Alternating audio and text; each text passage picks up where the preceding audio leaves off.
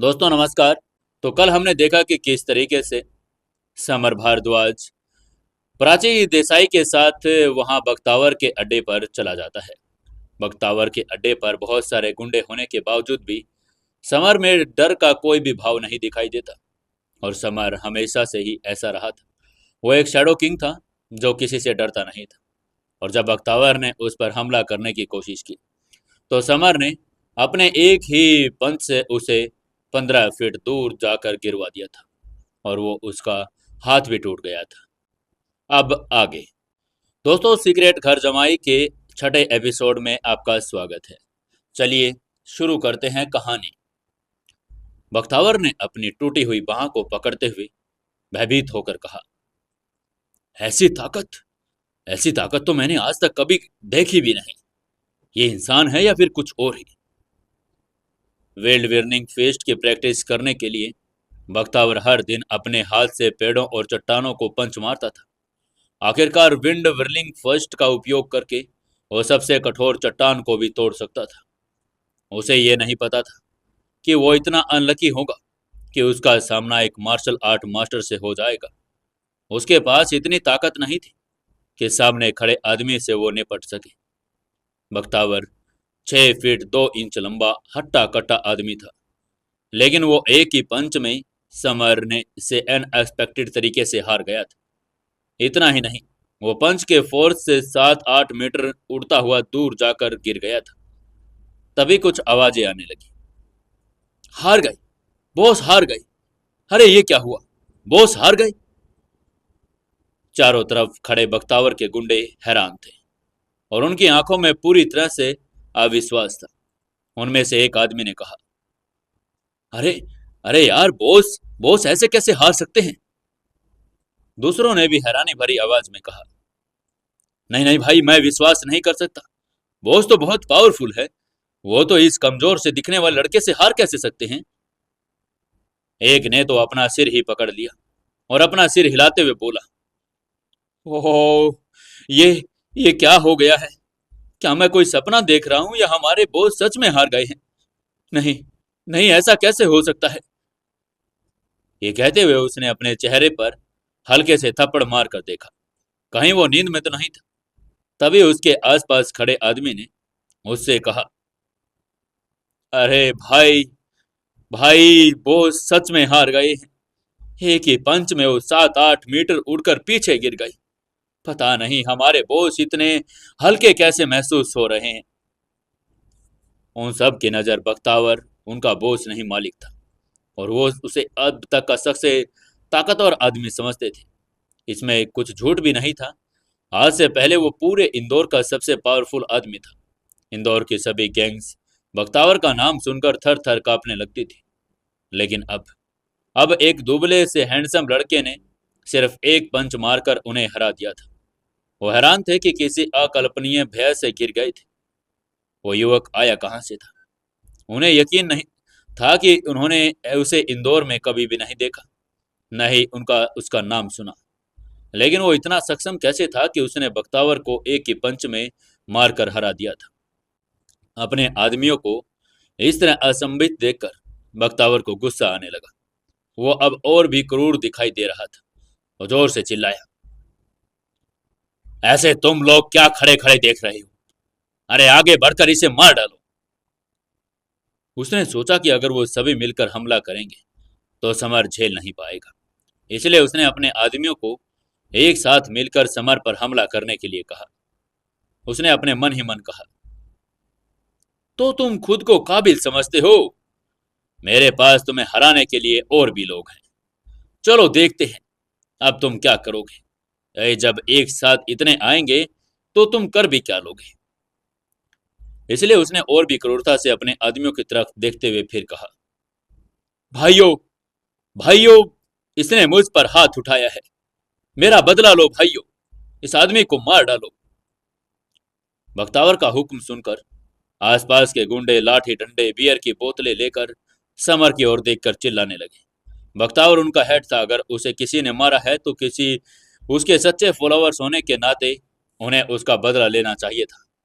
उनके दिलों में समर चाहे कितना भी सक्षम ही क्यों ना हो, वो आज अकेला ही था लेकिन उनकी गिनती दर्जनों में थी। उनके पास हथियार भी थे। उनके लिए इस निहत्थे और दुबले पतले लड़के को हराना बिल्कुल आसान दिखाई दे रहा था। जैसा कि कहावत है, दो हाथों के लिए चार हाथों से लड़ना मुश्किल है। चाहे कोई कितना भी सक्षम क्यों ना हो, उसके पास केवल एक जोड़ी हाथ ही थे। और जब वे उसके प्रतिद्वंदी उसके पास सैकड़ों हाथ थे, दोनों की आपस में तुलना कैसे की जा सकती थी।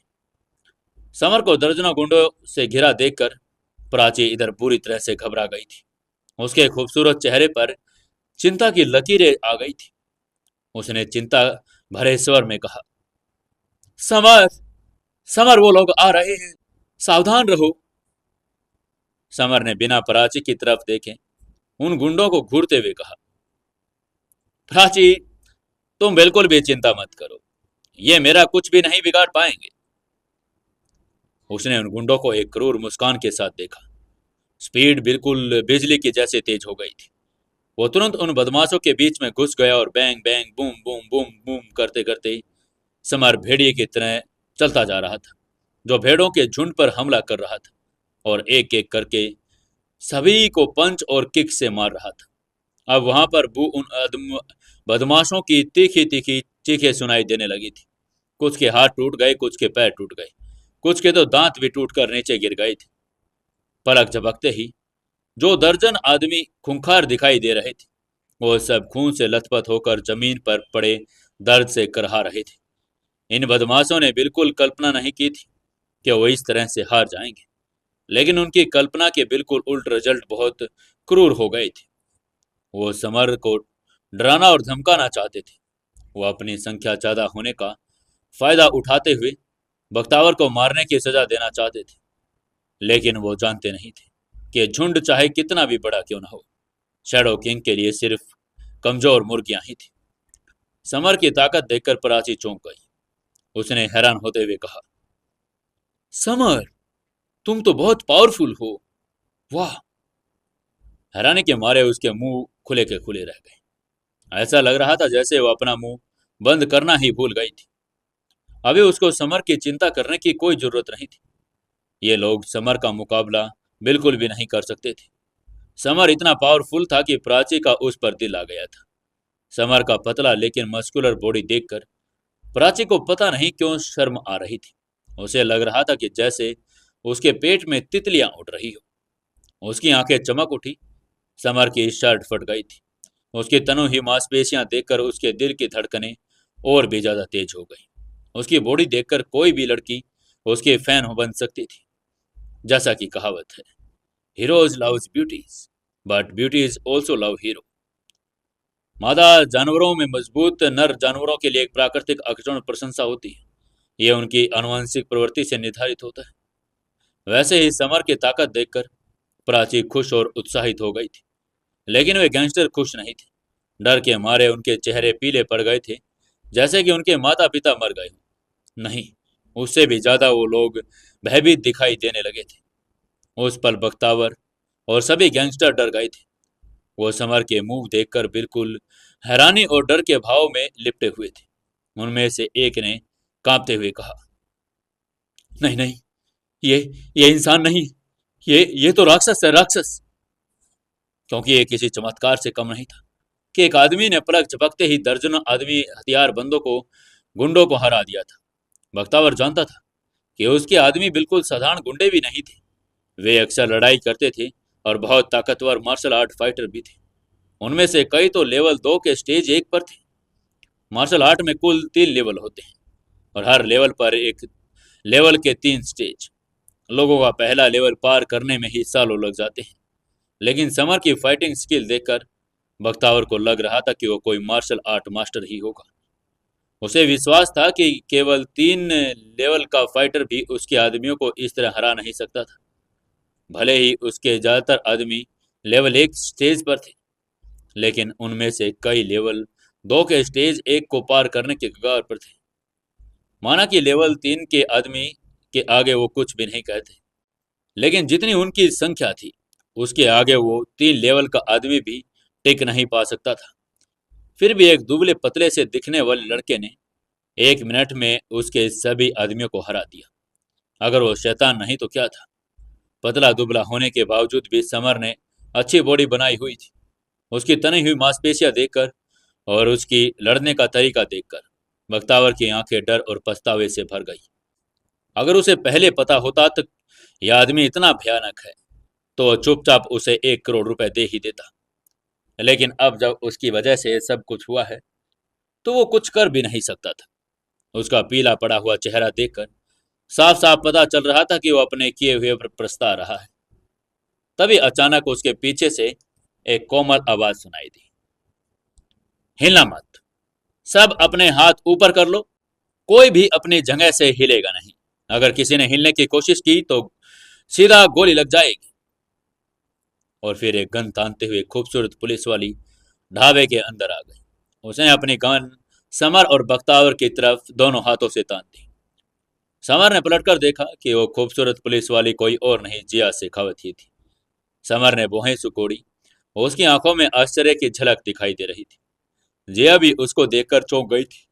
चौंकते हुए दोनों ने एक साथ कहा, अरे अरे तुम यहाँ क्या कर रहे हो?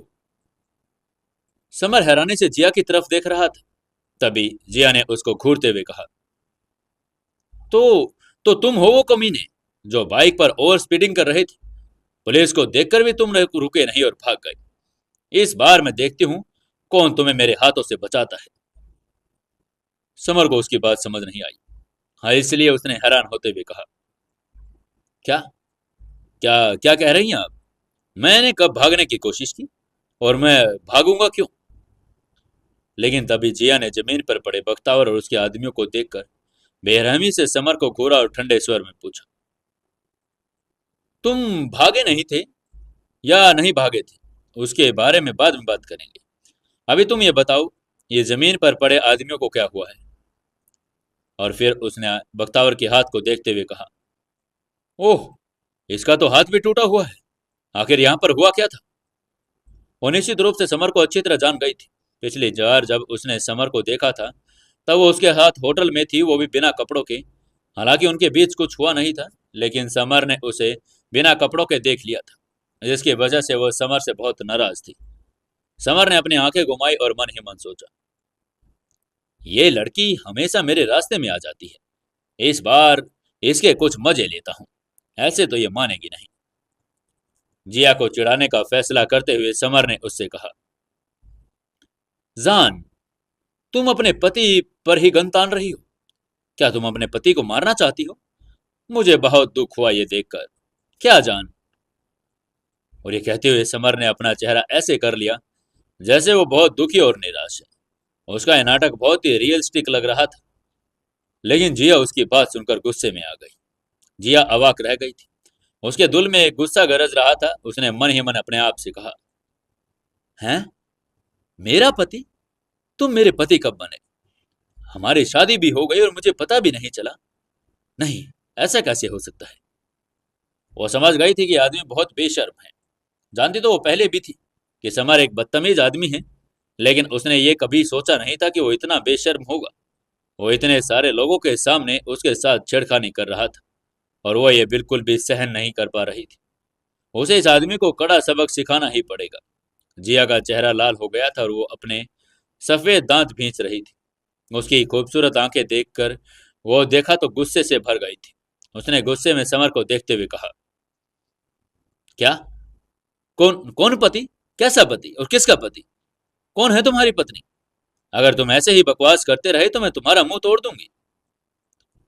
और भड़की हुई आग एक ज्वाला की तरह थी और उसके सामने खड़े आदमी को जलाने के लिए बेताब थी। तभी समर ने अपना मुंह फुलाते हुए कहा, जिया, तुम मेरे साथ एक होटल में है, एक ही कमरे में थी। इससे इनकार मत करना, वरना मेरा दिल टूट जाएगा। जिया, मैं तुमसे नाराज हूं। समर ने ऐसा दिखावा किया जैसे उसके साथ अन्याय हुआ हो, मानो सामने खड़ी उस लड़की ने उसके साथ बहुत अन्याय किया हो। उसके इस मासूम से चेहरे को देखकर और उसकी बातों को सुनकर वहां मौजूद सभी लोग दुखी हो गए। उसकी एक्टिंग डेफिनेटली बहुत बेहतरीन थी और इस एक्टिंग के लिए उसे कम से कम एक फिल्म फेयर अवार्ड तो मिलना ही चाहिए था। जिया के पीछे खड़े दोनों कांस्टेबल ने उसे अजीब नजरों से देखा। क्या यह सच था कि उनकी हिंसक और खूबसूरत इंस्पेक्टर उनके सामने वाले लड़के की पत्नी थी। दोनों अपने दिल ही दिल में गॉसिप करने के लिए बिल्कुल तैयार हो गए थे। हालांकि उनकी इंस्पेक्टर को ट्रैफिक पुलिस टीम में ट्रांसफर कर दिया गया था, लेकिन अभी भी उनके सीनियर ऑफिसर्स ने उन्हें कल से दोबारा क्राइम ब्रांच में वापस ज्वाइन करने का ऑर्डर दे दिया था। इसलिए जब दोनों कुछ देर पहले ही एलआईजी रोड पर जिया से मिले तो उसके साथ यहाँ तक आ गए थे। जिया ने अपनी भौहें सिकोड़ी। उसके सुंदर चेहरे पर गंभीरता के भाव दिखाई दे रहे थे और उसने गुस्से में समर पर चिल्लाते हुए कहा, अपने हाथ अपने सिर के पीछे बांधो, घुटनों के बल बैठ जाओ अभी के अभी, नहीं तो अच्छा नहीं होगा। दर्जनों लोग जमीन पर पड़े हुए थे। कुछ के हाथ टूटे हुए थे, कुछ के पैर। ऐसा लग रहा था जैसे उनको किसी ने बेरहमी से मारा है और यह बहुत बड़ा क्राइम था। इसके लिए व्यक्ति कम से कम 4 साल की सजा भी भुगत सकता था। हालांकि जिया को नहीं पता था कि समर और इस गैंग के बीच में कनेक्शन क्या था, लेकिन उसे यह पक्का यकीन था कि घायल लोगों का इस लड़के से कोई न कोई तो कनेक्शन जरूर ही होगा, क्योंकि समर और उसके पीछे खड़ी लड़की के अलावा बाकी सभी घायल थे और जमीन पर पड़े हुए थे। उस खूबसूरत और कोमल सी लड़की को देखकर साफ साफ पता चल रहा था कि वो तो इन बदमाशों को मार नहीं सकती थी, और उस लड़की के अलावा जो भी बचा था वो था ये बेशर्म लड़का। इसलिए जिया की नज़रों में समर प्राइम सस्पेक्ट की लिस्ट में सबसे ऊपर था। जिया ने गन निकाली और समर के पास पहुंचते हुए उसने गन उसके माथे पर तानी और गुस्से में कहा, मैं तुम्हें 3 सेकंड दे रही हूँ, अपने हाथ ऊपर करो, घुटनों के बल बैठ जाओ, और अगर तुमने यह नहीं किया तो मैं तुम्हें गोली मार दूंगी। हालांकि समर पर उसकी बात, उसकी धमकी का कोई असर नहीं हो रहा था। वो बिना किसी डर के मुस्कुरा रहा था और उसे ही देख रहा था। वो सीधे तौर पर जिया को उकसा रहा था। जिया भी गुस्से में ही थी। इतने सारे लोगों की मौजूदगी में समर का उसे ऐसे चुनौती देना उसे और भी ज्यादा गुस्सा दिला रहा था। उसका सुंदर चेहरा गुस्से से टमाटर की तरह लाल हो गया और वह एक पुलिस वाली थी। समर के व्यवहार से निसंदेह उसकी गरिमा को ठेस पहुंचाई जा रही थी। जिया का कोमल और सुंदर सा हाथ गन पकड़े हुए थोड़ा सा कांप भी रहा था। उसे डर था कि उसने थोड़ी सी भी लापरवाही की तो गोली चल जाएगी। फिर भी उसने समर को एक बार और धमकी देते हुए कहा, अगर तुम अपने हाथ ऊपर नहीं करोगे तो मैं तुम्हें अब की बार तो जरूर गोली मार दूंगी। ईमानदारी से वह ऐसा करना भी नहीं चाहती थी, लेकिन समर के व्यवहार ने उसे वास्तव में बहुत गुस्सा दिला दिया था। जिया की उंगली ट्रिगर पर देखकर समर के चेहरे पर मुस्कान गायब हो गई। समर ने अपने हाथ पीछे खींच लिए और ठंडे स्वर में बोला, मुझे मुझे उन लोगों से बहुत नफरत है जो मुझ पर गन तानते हैं। मैं तुम्हें गन नीचे रखने का मौका देता हूँ, जल्दी से कर लो, नहीं तो मैं अपने आप के काबू में नहीं रहूंगा। उसे जिया का ऊपर गन ताना बिल्कुल पसंद नहीं आया था। जो लोग अतीत में उस पर गन तान चुके थे वो सब नरक में चले गए थे। सौभाग्य से वो जिया को जानता था और उसने खुद उस दिन उसको वैसा देखा था। आखिरकार थोड़ा अपराध बोध तो था ही, नहीं तो वो कब की मर चुकी होती। समर की धमकी सुनकर जिया के खूबसूरत चेहरे पर गुस्से का भाव उभर आया। समर ने एक पुलिस इंस्पेक्टर को धमकी दी थी, अगर लोगों को यह पता चल गया तो लोग उस पर हंसेंगे। तभी एक जोरदार आवाज आई। गुस्से में जिया का हाथ कांप गया और गोली चल गई। गोली समर के बगल से निकलकर सीधा जाकर पीछे दीवार पर जा लगी। समर और गोली के बीच सिर्फ 4 सेंटीमीटर का फासला था। अगर ये समर अपनी जगह से नहीं हिलता तो सीधा गोली उसके माथे पर लगती।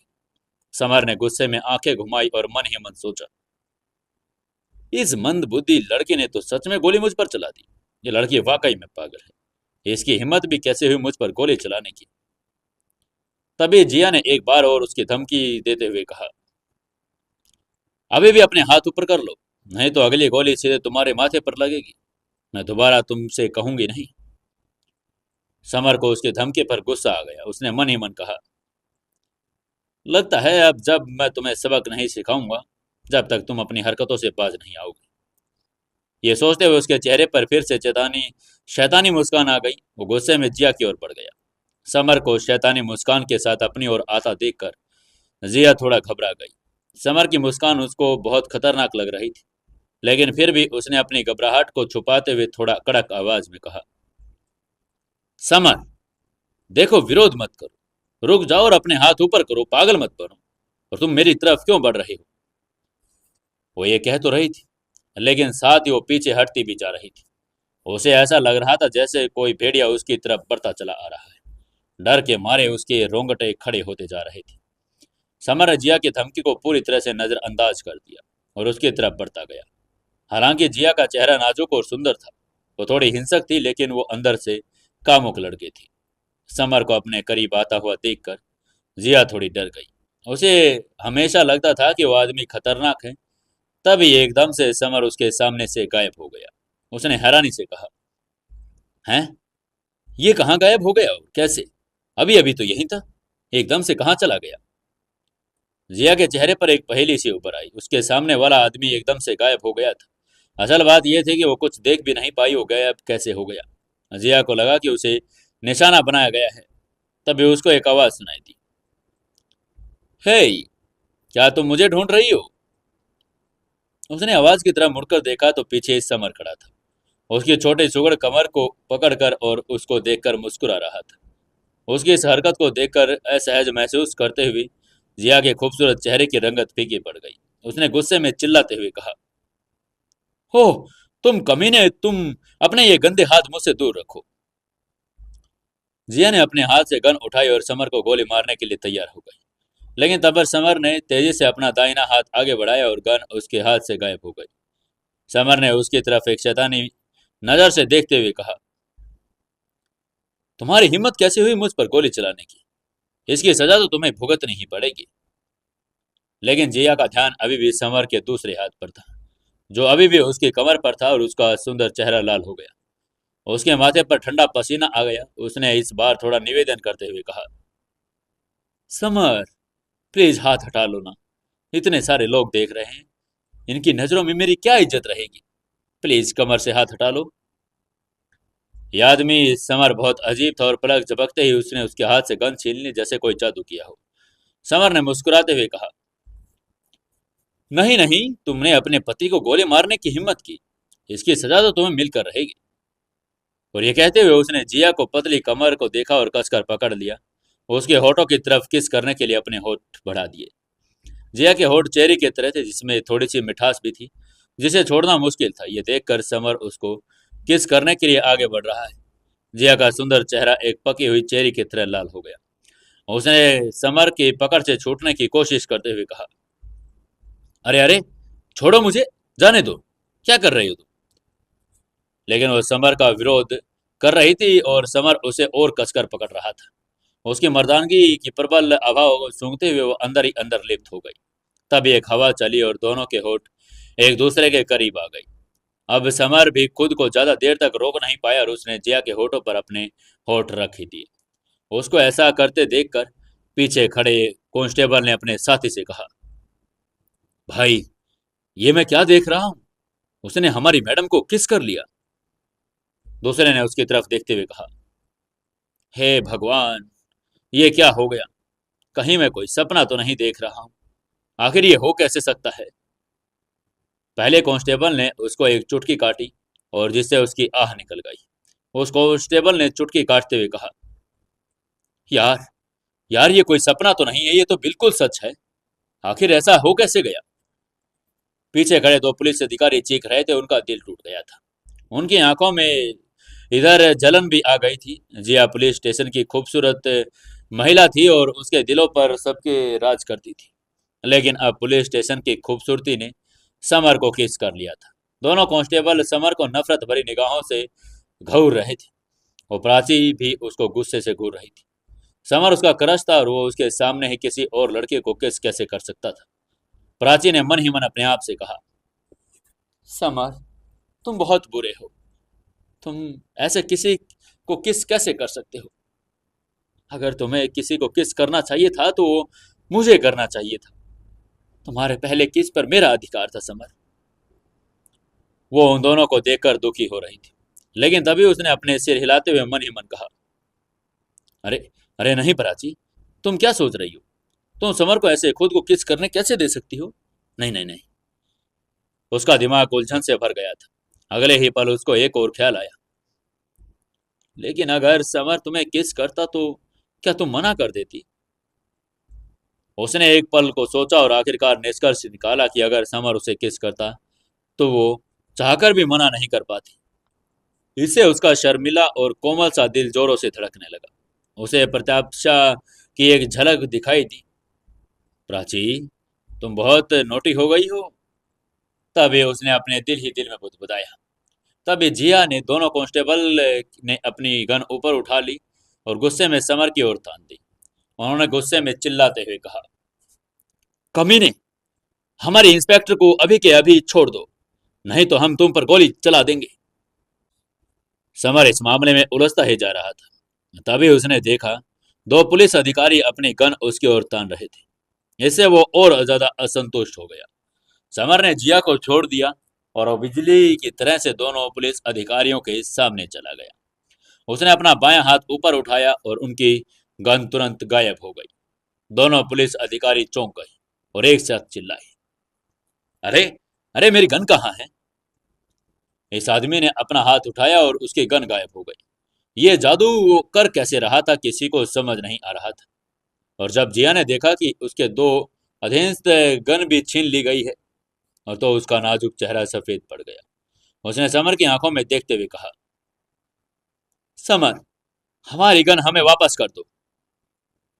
गन एक पुलिस ऑफिसर का बॉडी पार्ट था और वो गन खो देते तो उन्हें पुलिस फोर्स से ही निकाल दिया जाता, क्योंकि वो उनकी गन जमा भी होती थी।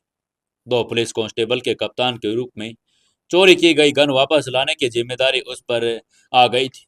लेकिन समर ने अपने होठों को सिकोड़ते हुए मुस्कुराते हुए कहा, ओह, आई एम सॉरी, मैंने आपकी गन नहीं देखी। वो ये कभी मानने वाला भी नहीं था कि उसने उनकी गन छीनी है। जिया गुस्से में अपनी भौहें सिकोड़ते हुए बोली, तुम तुम अभी झूठ बोल रहे हो। तुमने हमारी गन छीनी है। अब ये तुम्हारी जिम्मेदारी है, चाहे कुछ भी करो, कहीं से भी लेकर आओ, हमारी गन हमें वापस करो। इस कमीने आदमी ने न केवल उनको फायदा उठाया बल्कि ऊपर से उनकी गन भी चुरा ली। जिया यही सोच रही थी। समर ने अपने हाथ जोड़े और मुस्कुराते हुए जिया से बोला, मेरे पास कुछ भी नहीं है, अगर तुम्हें यकीन नहीं हो रहा तो तुम मेरी तलाशी ले सकती हो।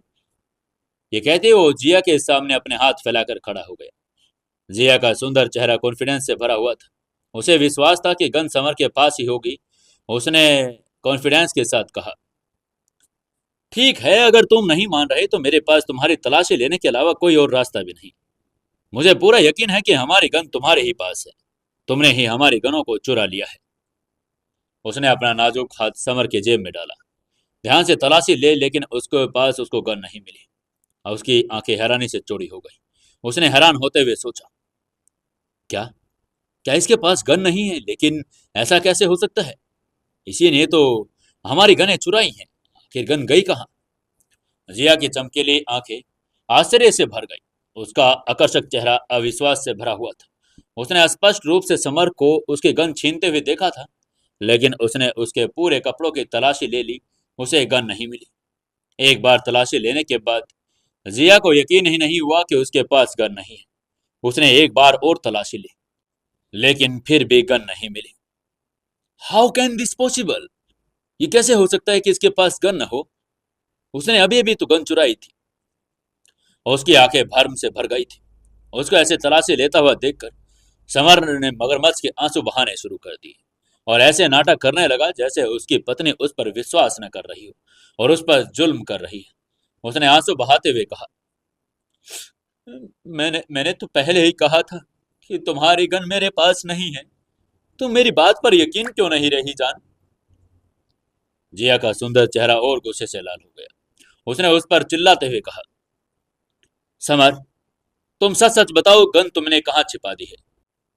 उसकी आंखों में आंसू थे और इतनी गुस्से में आ गई थी लगभग रो ही पड़ी थी, क्योंकि उसे अब अपनी गन की भी चिंता हो रही थी कि आखिरकार गन कहाँ चली गई है। उसकी बात पर समर ने अपनी ठुड्डी पर हाथ रखते हुए कुछ सोचने का नाटक करते हुए कहा, अगर तुम मेरे सामने मेरे आगे गन के लिए गिड़गिड़ाओगे तो मैं तुम्हें बता दूंगा कि तुम्हारी गन कहाँ है। ये लड़की हमेशा उसके रास्ते में आ जाती थी। समर को लगा कि उसे सबक सिखाना यही अच्छा टाइम है, और एक बार जब वो उस लड़के से जीत गया तो ये लड़की कभी भी उसके रास्ते में नहीं आएगी। उसने एक बार और कहा, मुझसे भीख मांग लो कि प्लीज मेरी गन लौटा दो, तो शायद मैं कुछ कर सकता हूँ। जिया ने उसकी बात को गुस्से में सुना, और लेकिन उसके पास अब कोई विकल्प नहीं बचा था, इसलिए उसने गिड़गिड़ाते हुए कहा, समर, समर प्लीज, मैं तुम्हारे आगे हाथ जोड़ती हूँ, प्लीज, प्लीज मुझे बता दो कि मेरी गन कहाँ है। बेचारी का चेहरा शर्म और गुस्से से भर गया था। समर एक बहुत बुरे भेड़िए की तरह मुस्कुराया, जैसे वो अपने शिकार को देखकर मुस्कुराता है। उसने उस शैतानी हंसी के साथ कहा, मैंने तुम्हारी गन अपनी पैंट की बेल्ट में डाली हुई है। अगर तुम्हें मेरी बात पर यकीन नहीं तो तुम देख सकती हो। समर की बात सुनने के बाद जिया का पहला रिएक्शन ये था कि समर उसके साथ फ्लर्ट कर रहा है और वो उससे लड़ने के लिए तैयार थी। लेकिन जिया ने ध्यान से सोचा। जब उसने उसकी तलाशी ली तो उसने उसकी पैंट की बेल्ट देखी भी नहीं थी। उसने मन ही मन सोचा, हाँ हो सकता है शायद इसने गन वहां पर छिपा ली हो। जिया की पलकें कड़क हो गई और उसने अपनी हथेली को फैलाया। आखिरकार समर की बेल्ट में अटकी हुई 3 गनें मिल गई। वो गलती से समर के बहुत ज्यादा नजदीक आ गई थी, जिसके कारण वह शर्म और आक्रोश से लाल हो गई। समर ने शैतानी ढंग से मुस्कुराते हुए कहा, जिया, तुम बहुत नोटी हो, मेरे करीब आने के बहाने ढूंढ रही थी। लेकिन तभी जिया ने गुस्से में उसका हाथ धक्का दे दिया और कहा, कमीने, मैं तुम्हें मार ही डालूंगी। और बहुत ज्यादा गुस्से में आ गई थी। उसने समर की ओर गन तान दी और इस बेशर्म आदमी को मारने के लिए वो बिल्कुल तैयार हो गई थी। उसने ट्रिगर दबा दिया। उसने लगातार 2 गोलियां चलाई, लेकिन गन के अंदर एक भी गोली नहीं थी। समर के होठों के कोने मुड़ गए और उसने शिकायत भरे लहजे में कहा, क्या तुम अपने पति को मारना चाहती हो? मैं तुम्हारे खिलाफ कोर्ट में केस करूंगा। समर के चुलबुले शब्दों का सामना करते हुए जिया ने अपनी आंखें घुमाई और उससे इस बात करने का इनकार कर दिया। उसने खाली गन की तरफ देखा और हैरान होते हुए कहा, हैं, ये गन से अब गोलियां कहाँ चली गई? उसे अच्छी तरह याद था कि गन के अंदर 10 गोलियां थी और अब एकदम गन खाली कैसे हो सकती थी। समर थोड़ा मुस्कुराया, अपनी हथेली खोलते हुए बोला, शायद मुझे लग रहा है तुम इन्हें ढूंढ रही हो। उसके हाथ में पीतल की चमकदार गोलियां हिलोरे दे रही थी। जिया के होठ खुले के खुले रह गई। उसको जैसे किसी बिजली का झटका लगा हो। उसकी आंखें सदमे से भर गई। उसने समर को घूरते हुए कहा, ये ये गोलियां तुम्हारे हाथ में कैसे आ गई? समर बहुत ही ताकतवर था और जिया की पलकें कांप उठी। उसने अपने दिल में गहरा डर महसूस हुआ। समर न केवल एक के पल में उसकी गन छीन सकता था, बल्कि चुपके से गन में से गोलियां भी निकाल सकता था। इसे जादू तो नहीं कहूं तो क्या कहूं। कोई स्पेशल फोर्स का सिपाही भी उसकी बिजली जैसी स्पीड की बराबरी नहीं कर सकता था। शायद सिर्फ बिजली की ही बराबरी कर सकती थी। और समर ने ठंडी मुस्कान दी और एक ठंडे जानलेवा उपस्थिति का संचार कर दिया। उसने समर की आंखों में देखते हुए कहा, मैंने तुमसे कहा था कि मुझे किसी का ऐसे गन दिखाना, धमकी देना बिल्कुल पसंद नहीं। अब तुमने मेरी बात नहीं मानी तो मैं क्या करूं? तुम तो भगवान का शुक्र करो कि हम बाय चांस एक दूसरे से पहले ही जानते हैं। अगर ऐसा ना होता तो मैं तुम्हें कब का मार देता। उसकी बात सुनकर जिया ने अपने लाल होठों को ढक लिया और उसका चेहरा बिल्कुल पीला पड़ गया। वो कांपने लगी। उसे लगने लगा था कि उसके सामने खड़ा आदमी एक सच में ही भेड़िया है, और वो ऐसा मेमना है जिसे भेड़िया भी कभी कभी टुकड़ों टुकड़े कर सकता था। जिया ने बहुत ही सावधानी से पूछा, समर, क्या तुम मुझे गोलियां लौटा सकते हो? गोलियां भी उसकी दूसरी जिंदगी की तरह थी। उसे वापस लेना ही था, इसलिए उसने बहुत ही सावधानी से, प्यार और इज्जत के साथ समर से रिक्वेस्ट की। उसे डर था कि कहीं समर उसकी बात का बुरा ना मान जाए और वो उसकी गर्दन न पकड़ दे। समर ने हाथ से पकड़ी हुई गोलियों को ऊपर उछाल कर करतब दिखाते हुए मुस्कुरा कर कहा, हाँ जरूर, लेकिन पहले तुम्हें मुझे डार्लिंग कहना होगा, वरना गोलियों के बारे में सोचना भी मत। हालांकि जिया का चेहरा लाल हो गया था, वो शराब की तरह सुर्ख हो गई थी।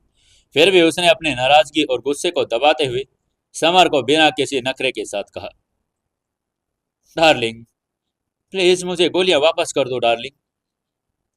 उसके मुंह से डार्लिंग सुनकर समर मुस्कुराया और जिया को गोलियां थमाते हुए बोला, वेरी गुड, ये लो डार्लिंग, तुम्हारी गोलियां।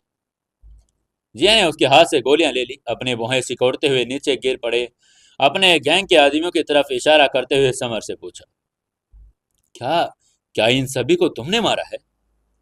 उसे अभी पता चल गया था कि समर कोई साधारण आदमी नहीं है, एक मार्शल आर्ट फाइटर है।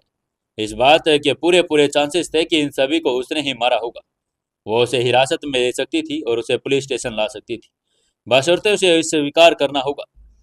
जिया ने गुस्से में सोचा, इसे इसके किए की सजा तो जरूर मिलनी चाहिए।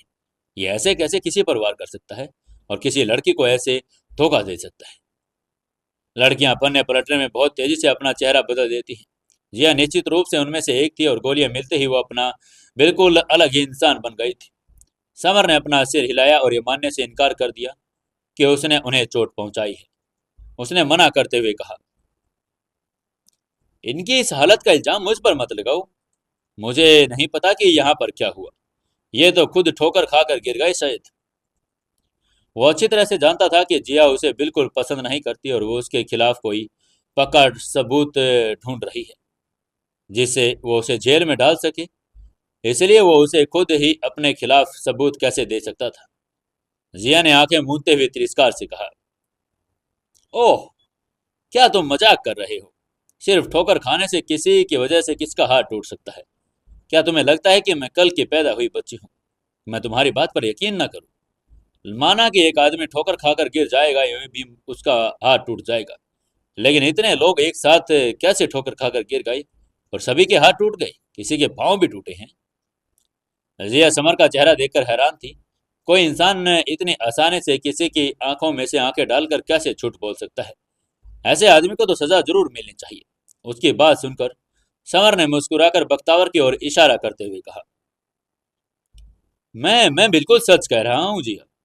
अगर तुम्हें मेरी बात पर यकीन न हो तो तुम उससे पूछ सकती हो। उसका नाम बख्तावर है। तुम लोगों को एक दूसरे से बात करनी चाहिए। बख्तावर?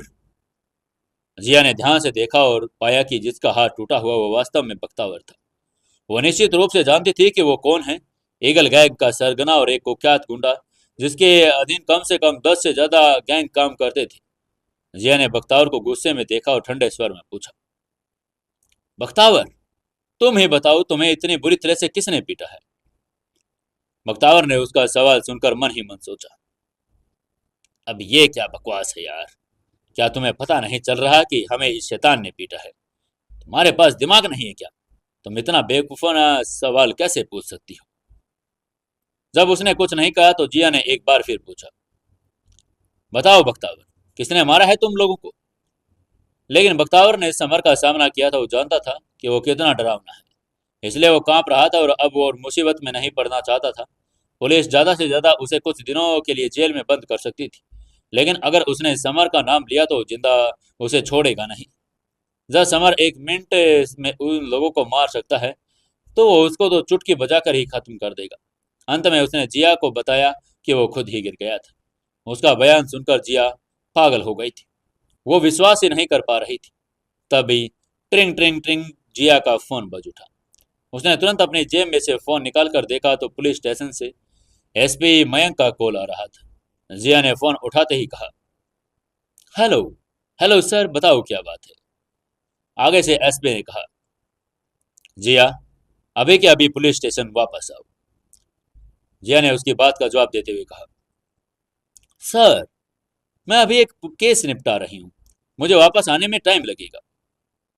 उसकी बात सुनकर एसपी ने कहा, नहीं जिया, अभी के अभी वापस आओ।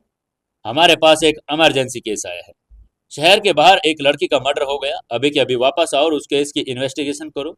ये मेरा ऑर्डर है। जिया के पास अब कोई विकल्प नहीं था, इसलिए उसने कहा, यस सर, मैं अभी आ रही हूँ। ये कहते हुए उसने फोन काट दिया और उसे अपनी टीम के साथ तुरंत वापस जाना पड़ा। हालांकि जिया ने जाते समय समर को एक कठोर नजर से देखा, क्योंकि वो अभी भी अपना गुस्सा नहीं निकाल पा रही थी। उसके जाने के बाद समर ने बख्तावर की तरफ बढ़ते हुए कहा, बख्तावर, अग्रवाल इंडस्ट्रीज का 1 करोड़ रुपए कर चुकाने का समय आ गया है ना? क्या सोच रहे हो तुम?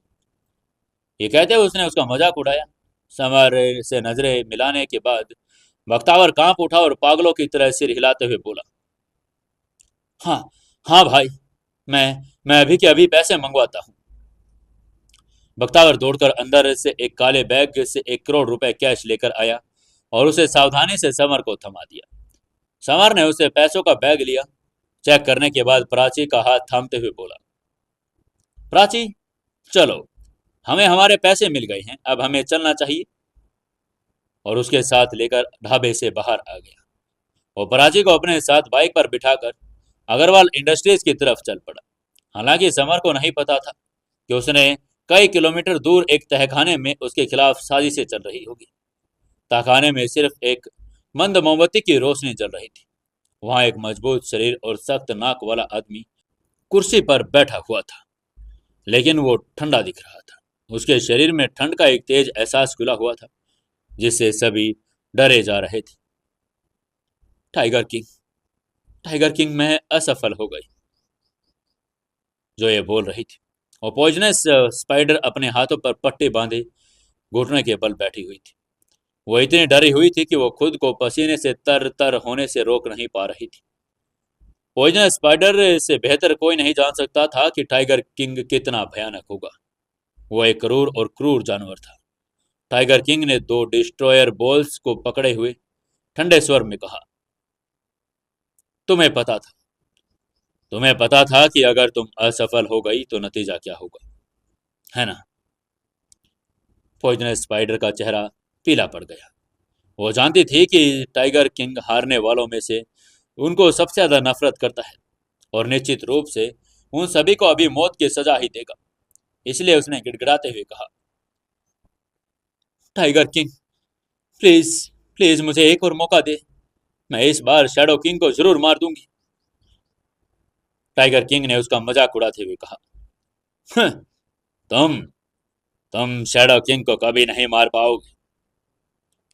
पॉइजनस स्पाइडर ने हाथ जोड़ते हुए कहा, टाइगर किंग मैं उसे मार नहीं सकती, लेकिन मैं उसकी पत्नी को मार सकती हूँ और उसे जीवन भर कष्ट में डाल सकती हूँ। प्लीज, प्लीज मुझे एक मौका तो दीजिए। टाइगर किंग ने उसकी बात ध्यान से सुनी और थोड़ा सोचते हुए कहा, ओके, ठीक है, मैं तुम्हें एक मौका और देता हूँ, लेकिन अगर तुम फिर से असफल हुई तो तुम क्या करोगी? टाइगर किंग ने अपना हाथ हिलाया और अपनी बात पूरी करने के बाद पॉइजनस स्पाइडर को जाने के लिए कहा। अंधेरा तहखाना फिर से शांत हो गया। टाइगर किंग को समर की शादी और उसकी पत्नी के बारे में पहले से सब कुछ पता था। हालांकि समर को अभी भी इस बात का अंदाजा नहीं था कि उसकी पत्नी को मारने की प्लानिंग की जा रही थी। समर ने गाड़ी चलाते हुए देखा कि उसके पीछे प्राची उदास बैठी थी, इसलिए उसने उससे पूछा, प्राची तुम दुखी क्यों हो?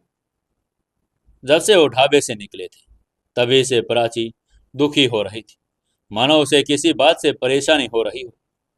प्राची ने पीछे की सीट से समर को पकड़ते हुए वहीं सिकोड़ी और धीरे से पूछा, समर तुम्हें तुम्हें कौन सबसे ज्यादा खूबसूरत लगता है, मैं या वो पुलिस वाली?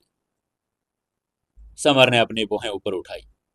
उसने जो कहा उसे वो मजाक लगा। आखिरकार उसे जवाब मिल गया। प्राची पुलिस वाले से जलन करती थी। तभी उसने धीरे से कहा, तुम प्राची निश्चित रूप से उससे ज्यादा सुंदर हो। वो पुलिस वाली तो शेर की तरह आक्रामक है और हमेशा मुझे परेशान करती रहती है, हमेशा मेरे रास्ते में आ जाती है। समर लड़कियों की तारीफ बहुत अच्छे से करता था। बेशक वो प्राची की चापलूसी कर रहा था, लेकिन जब उसने पुलिस वाली के बारे में उल्ट कहा तो उसकी बात सुनकर प्राची हंसने लगी। उसके हंसने का तरीका खिलते हुए फूल की तरह सुंदर था। जिस बारे में बात हो रही थी और पुलिस वाली वाकई में आक्रामक थी, जो किसी पर भी अपनी गन तान देती थी और समर द्वारा किए गए वर्णन बिल्कुल मेल खा रही थी। इसके अलावा प्राची भी खुश थी कि समर की नज़र में वो ज्यादा सुंदर थी। प्राची ने अपनी मुट्ठी कसी और मन ही मन खुद से कहा, यस, यस तुम कर सकती हो प्राची, तुम उसकी नजरों में सबसे सुंदर हो। समर ने तभी बाइक का एक्सीलेटर घुमाया और अग्रवाल इंडस्ट्रीज की ओर तेजी से चल पड़ा। ढाबे पर इतना समय बिताने के बाद दोपहर हो चुकी थी। उसे अपनी शिफ्ट खत्म होने से पहले ही जल्दी से कंपनी वापस जाना ही था। आधे घंटे बाद आखिरकार समर कंपनी पहुंच ही गया।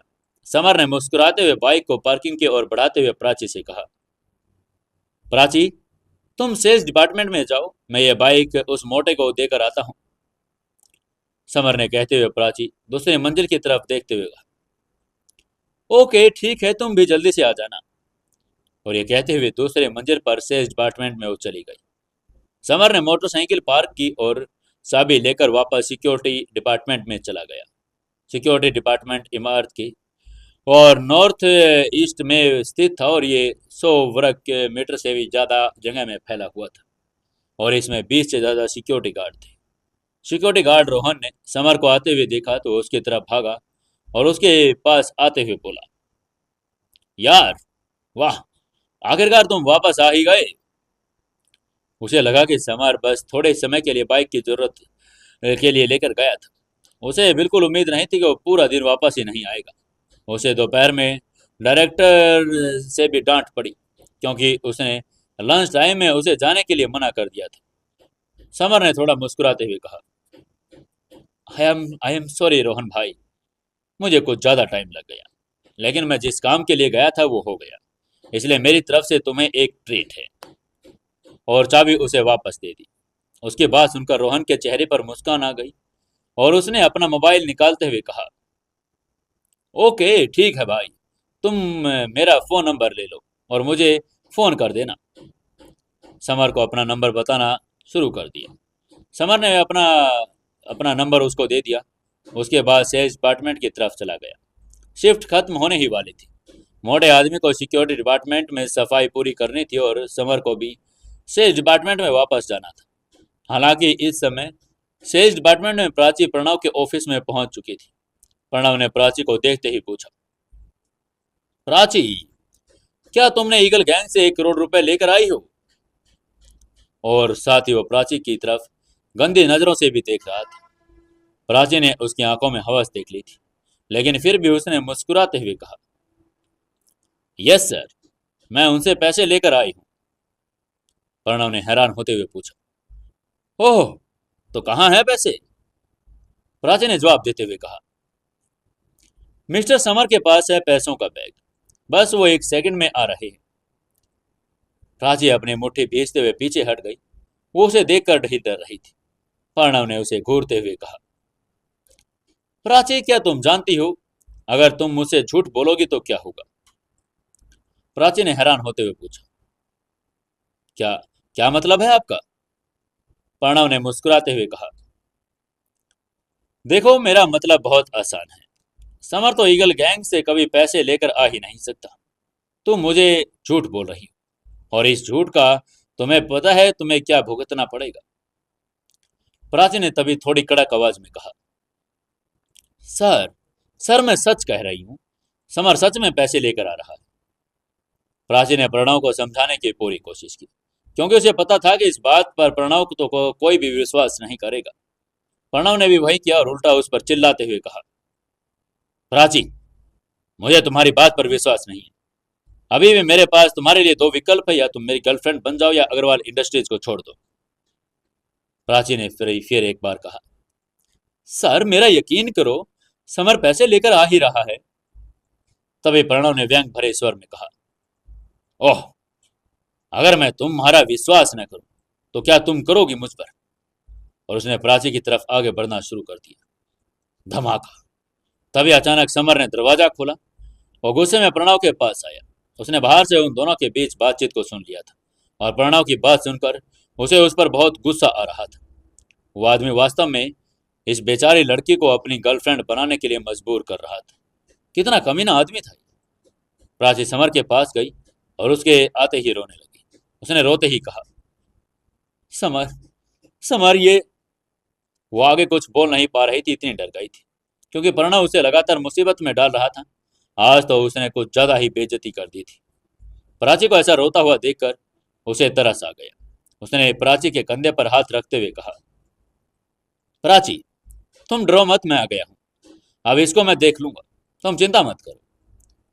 प्रणव ने समर को देखते हुए भौहें सिकोड़ी और धमकी देते हुए कहा, समर, ये मेरा ऑफिस है, तुम किससे पूछकर अंदर आए हो? वो इस बात से नाराज हो गया था क्योंकि ये लड़का अचानक अंदर आ गया और वो प्राची को किस करने के लिए ही जा रहा था।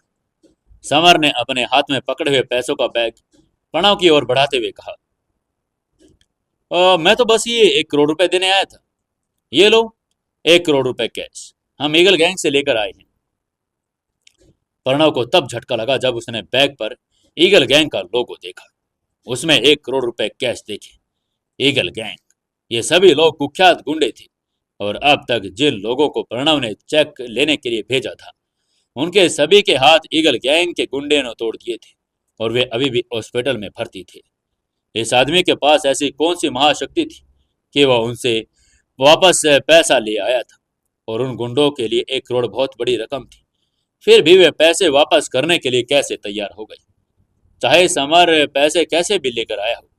प्रणव तो इस बात से नाराज था कि उसने कर्ज के इस मुद्दे से प्राची को छुटकारा दिला दिया था। प्रणव के पास अब कोई और ऑप्शन नहीं बचा था। उसने सीधे सीधे प्राची को धमकाते हुए कहा, सुनो प्राची, मुझे कोई फर्क नहीं पड़ता कि तुम्हें पैसे वापस मिले या नहीं। अगर तुम सेल्स डिपार्टमेंट में काम करना जारी रखना चाहती हो तो तुम्हें मेरी गर्लफ्रेंड तो बनना ही होगा, वरना मैं तुम्हें यहाँ पर जॉब करने दूंगा नहीं। और उसने अब अपनी हद पार कर दी थी। अगर वो उसका दिल नहीं जीत सकता था तो कम से कम उसे पर्सनल रूप से तो पा सकता था। समर प्रणव की बात सुनकर गुस्से में उस पर चिल्लाते हुए बोला, क्या आदमी है ये? तुम्हारे जैसे आदमी का अग्रवाल इंडस्ट्री में होना बहुत शर्म की बात है। आखिरकार तुम्हें रखा किसने? यह सुनकर प्रणव का कहला चेहरा काला पड़ गया। जब उसने समर को अपने ऊपर चिल्लाते हुए देखा तो उसने पागलों की तरह समर को धमकाते हुए कहा, तुम्हारी हिम्मत कैसे हुई मेरे ऊपर चिल्लाने की? मुझे लगता है कि तुम अब यहाँ काम नहीं करना चाहते। समर सेल्स डिपार्टमेंट में एक सामान्य कर्मचारी था, और उसकी उस पर चिल्लाने की हिम्मत कैसे हुई? दूसरी ओर प्रणव एक सेल्स डिपार्टमेंट का मैनेजर, जो उसका सीनियर भी था। लेकिन समर को उसकी धमकी से कोई फर्क नहीं पड़ा। उसने प्रणव की तरफ बढ़ते हुए कहा, तुमने तुमने मुझे धमकी दी, अब देख मैं तुम्हारा हाल क्या करता हूँ। समर ने इस घमंडी सनकी को सजा देने का फैसला कर लिया था। अब क्या करेगा समर उसके साथ? दोस्तों, आपको क्या लगता है, क्या समर उसके साथ कुछ बुरा करेगा या उससे पहले कुछ और हो जाएगा?